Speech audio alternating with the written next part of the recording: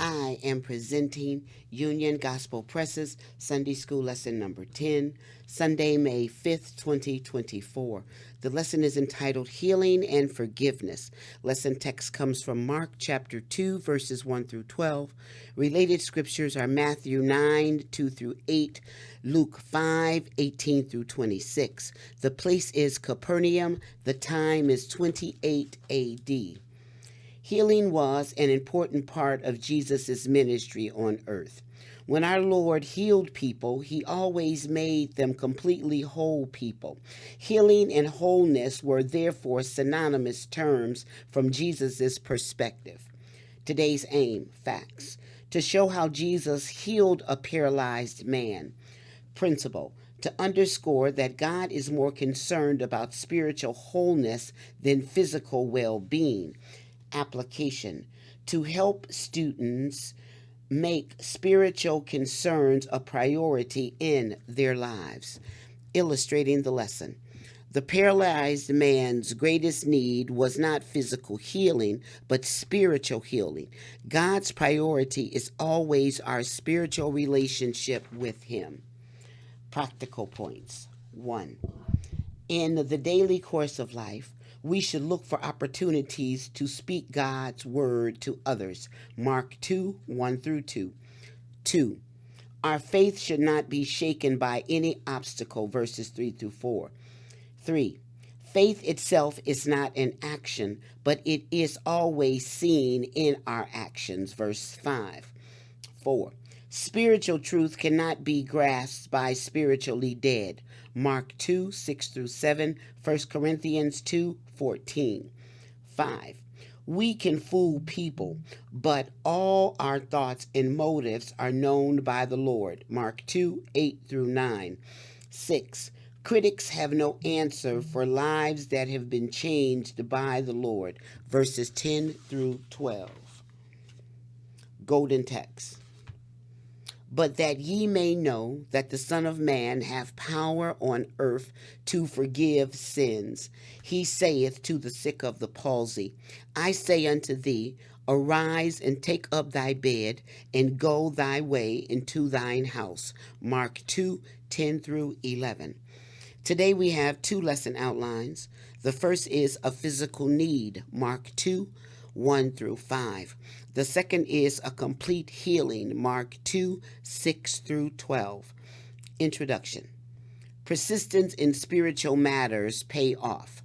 When Henry B. Jenkins was working with Billy Graham on Billy's autobiography, he asked him, how do you maintain your own spiritual disciplines? Billy responded, we are told to do two things, to pray without ceasing and search the scriptures daily. After hearing him talk about his prayer life, Jennings asked Billy, how about searching the scriptures? What form does that take? Wherever I am in the world, I put my Bible where I can see it during the course of the day, Graham replied. If I'm in a hotel room, I open it and put it on the bed. If I'm in my office, I open it and put it on the edge of my desk. If I'm at home, I put it someplace where I'm going to see it frequently. Anytime I notice that open Bible, I stop and read a verse or two, a chapter or two, or I read for an hour or two. This is not for sermon preparation. It's just for my own edification. It's my spiritual food. A physical need, Mark 2, 1. And again he entered into Capernaum after some days, and it was noised that he was in the house. Verse 2. And straightway many were gathered together, insomuch that there was no room to receive them, no, not so much as about the door. And he preached the word unto them. Verse 3. And they come unto him, bringing one sick of the palsy, which was born of 4. Verse 4. And when they could not come nigh unto him for the press, they uncovered the roof where he was. And when they had broken it up, they let down the bed wherein the sick of the palsy lay. Verse 5. When Jesus saw their faith, he said unto the sick of the palsy, Son, thy sins be forgiven thee. Jesus' popularity. Mark 2, 1 through 2. A good example of persistence is recorded for us in this biblical incident. It was the persistence of four friends who helped a man to get to Jesus for healing. Jesus had recently returned from a Galilean tour, 139, to Capernaum. This time he was not in a synagogue, but in a house, probably the house in which he himself was staying.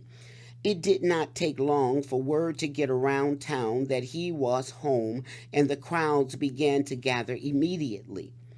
Jewish custom allowed uninvited people to come into a home for special events, so the house was soon filled to capacity and a large crowd stood outside. Luke gives the added detail that there were Pharisees and teachers of the law in the crowd, and that they had come from every town in Galilee and Judea and from the capital city of Jerusalem, 5:17. Jesus' reputation had spread far and wide, and after hearing so much about him, the religious leaders felt it was their duty to investigate his teachings. Instead of resenting the presence of so many people, Jesus was delighted to have them and to have the opportunity to preach God's message to them. He knew that he spoke to a mixed group. Some were there with longing hearts, hoping to be encouraged with spiritual truths. Others were there with critical attitudes. The religious leaders, for the most part, were not genuinely interested in his message. They were feeling threatened by his growing popularity and were incensed that he was exposing their true character. This is Mark's first account of a growing antagonism and organized opposition to Jesus from the religious leaders of Israel. It did not take long for a clear distinction to arise. Jesus was filled with integrity and truth, while they were full of hypocrisy and pretended piety. Friends' determination, Mark 2, 3 through 4. Since the paralytic in this incident was carried by four men, it is possible he was a quadriplegic. It is obvious that they brought him specifically for the purpose of being healed.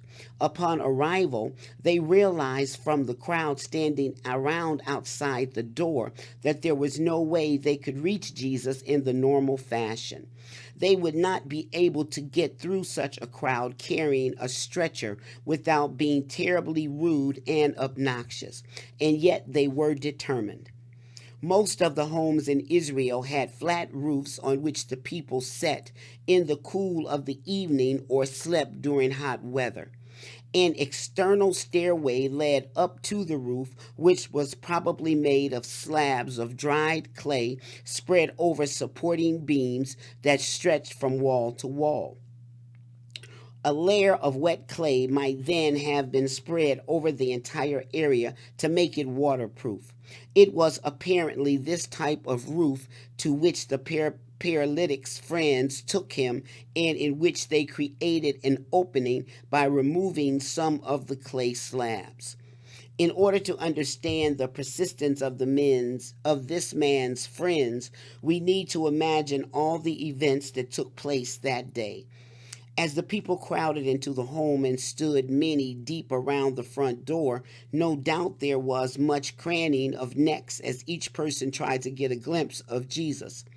Those nearby could hear his voice, while those on the perimeters may have strained to hear some of his preaching. All at once there was a disturbance from behind them as four men approached carrying another on a stretcher. Those standing outside must have wondered as they watched the men ascend the stairway to the roof. Soon all eyes inside the house stared upward as noise came from above. Jesus no doubt paused in his preaching and looked upward with them. A hole soon emerged in the roof and gradually became larger. After it was enlarged, a stretcher descended, perhaps on ropes, into the room. Comments and smirks may have passed quickly from person to person as they witnessed this audacious act of determination. They realized immediately that someone needed healing. Paralytic's forgiveness, Mark 2:5. Imagine the silence that momentarily prevailed as everyone in the room watched to see how Jesus was going to respond to this intrusion. Would he resent it? Would he ignore the man and simply go on preaching? Would he scold the four men and tell them to remove the intruding person? Surely such an entrance was a rude interpretation and should not be tolerated, at least. This is what some of those present would have thought, for they themselves would have resented such an intrusion into their lives. Mark gives us a peek into the mind of Jesus at this moment, explaining that he observed the faith of these men, who apparently believed he was the Messiah. When they heard Jesus was in town, they probably became very excited at the prospect of a healing. Their initial inability to get close to Jesus was not going to stop them when they were so certain he could heal the one who was paralyzed. Jesus knew this was in their hearts, and it was to that faith that he responded, "Son, thy sins be forgiven thee." It was a common belief in Israel that every disease or physical impairment was the result of sin in that person's life. While all sickness and suffering is a result of sin in the world, not every instance of suffering is the result of one's personal sin. John 9:2-3. Jesus did not suggest that this man's situation was caused by his sin, but he did recognize the man's need for forgiveness. He also recognized the man's faith. Jesus knew he had a repentant heart and wanted to be right with God as well as healed of his disease. Jesus' words were a response to the man's trusting heart, and he became a forgiven man. Jesus also intended to reveal significant spiritual truth in the way he handled the situation. A complete healing, verse 6. But there were certain of the scribes sitting there and reasoning in their hearts, verse 7. Why does this man thus speak blasphemies? Who can forgive sins but God only? Verse 8. And immediately when Jesus perceived in his spirit that they so reasoned within themselves, he said unto them, Why reason ye these things in your hearts? Verse 9. Whether it is easier to say to the sick of the palsy, Thy sins be forgiven thee, or to say, Arise and take up thy bed and walk. Verse 10. But that ye may know that the Son of Man have power on earth to forgive sins, he saith to the sick of the palsy. Verse 11. I saith unto thee, Arise and take up thy bed and go thy way into thine house. Verse 12. And immediately he arose, took up the bed, and went forth before them all, insomuch that they were all amazed and glorified God, saying, We never saw it on this fashion. Pious criticism, verse Mark 2:6-7. The religious leaders reacted in their minds immediately, accusing Jesus of blaspheming. Mark describes them as sitting there reasoning in their hearts. No one spoke his thoughts, but it is certain that all the religious leaders were contemplating the same thing.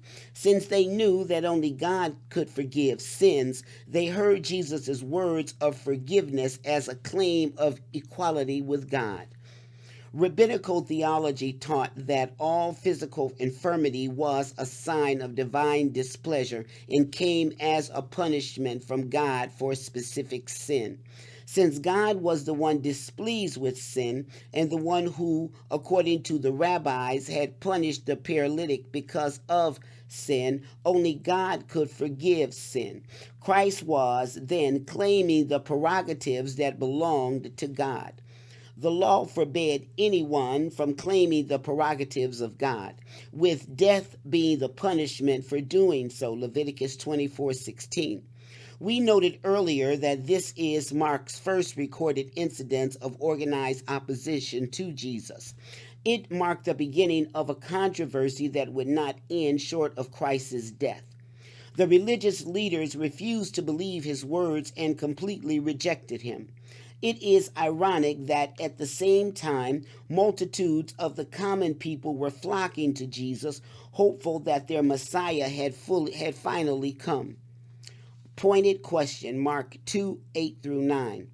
It must have come as a shock to the religious leaders when Jesus revealed that he knew their thoughts.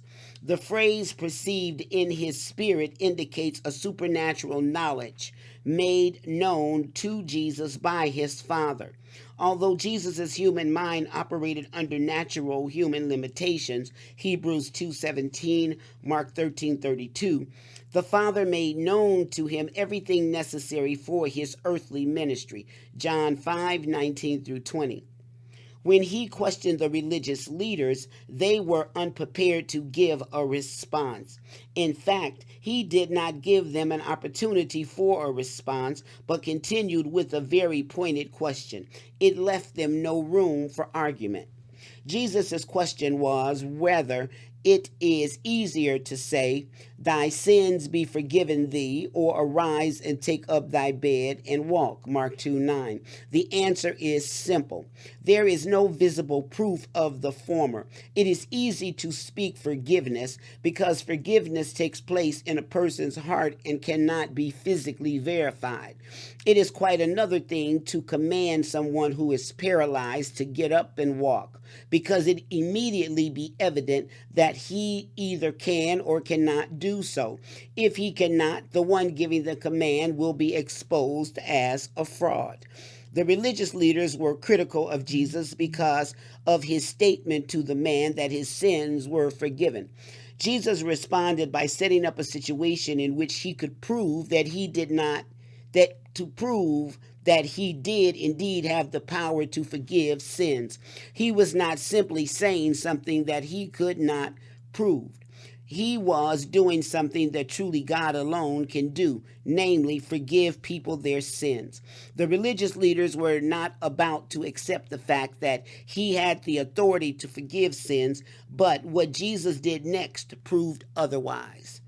Powerful evidence, Mark 2:10-11. In his next statement, Jesus put everything in the open. "But that ye may know that the Son of Man have power on earth to forgive sins." The scribes and the Pharisees knew that only God can forgive sins, and they were not going to accept that Jesus was divine. So Jesus determined to demonstrate his authority to do what only God can do. What he was about to do would leave them without argument and discredit them before the people.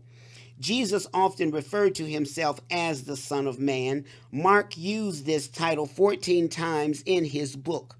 In every instance, Jesus was referring to himself. It is a messianic title that combines the ideas of heavenly glory and earthly suffering. Daniel 7:13 is one Old Testament passage that clearly refers to the Son of Man as a divine figure. "I saw in the night visions, and behold, one like the Son of Man came with the clouds of heaven, and came to the Ancient of Days, and they brought him near before him." Daniel saw the Son standing in front of the Father, referred to as the Ancient of Days. The next verse describes the power, authority, and dominion given to him in an eternal kingdom never to be destroyed. Jesus's command to the paralyzed man was, "Arise and take up thy bed and go thy way into thine house," Mark 2:11. This was to be a complete and permanent cure, not a sideshow for entertainment. From that day on, people would be able to point to this man as proof that Jesus did indeed have the authority to forgive sins, for he proved it in the accompanying act of physical healing. Praise-filled amazement, Mark 2:12. The scribes thought they had Jesus pinned down, but their accusation of blaspheming had only served to emphasize the justification of Jesus of his right to forgive sins as his subsequent declaration of his divinity. His miracle made it unnecessary for him to refute the scribes further. He had now met his enemies and had gained over them a signal victory. Jesus' claim was verified even as the words left his mouth. The man responded immediately. There was no hesitation, for the miracle was instantaneous. Does not the power of the word of Christ assure us of the power of God today? When Jesus merely spoke, the man did exactly what he said. He got up, picked up his bed, and left to go home, walking strongly all the way there. The relief was no doubt written all over his face as his countenance glowed with joy. The effect on the people present was evident. They had never observed such a display of power before. It was obvious that this was not a staged demonstration of magic or false healing.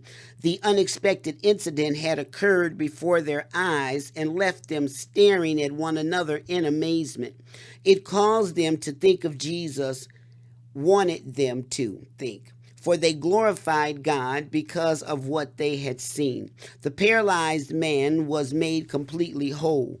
God does not always provide immediate healing, but he will always heal spiritually those who come to him in faith and repentance. And even our physical ailments will be healed when he raises us up in the new heavens and new earth. Revelations 21:4.